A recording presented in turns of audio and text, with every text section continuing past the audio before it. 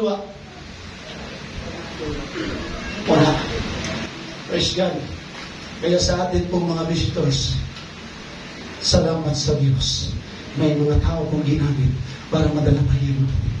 Marahil ikaw at ako, katulad ko rin na visitors dati. Nung una kong atin, intro pa lang, Brother Juventus, gusto ko nang umalis. Hindi ko gusto, hindi ako masaya. Ayaw ko ng Word of God. Pero ngayon, hinahanap-hanap ko na ang Word of God. Hindi na ako masaya pag walang Word of God. Kaya naunawaan ko. Kaya pala mga in-invite sa akin. Kaya pala dinadala ako sa church. Dahil diniligtas pala ako ng Panginoon. Meron pala magandang plano sa akin ang ating panglakilang Diyos. Ikaw at ako, hindi tayo magpunta. Pentecostal, mga batid Kristiyano, tumanggap sa bautismo sa tubig at Espiritu.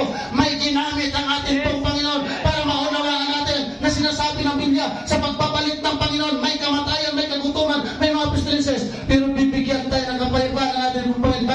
Tinawag niya tayo, ginamit ang ibang tao para maligtas ang ating Panginoon. Amen.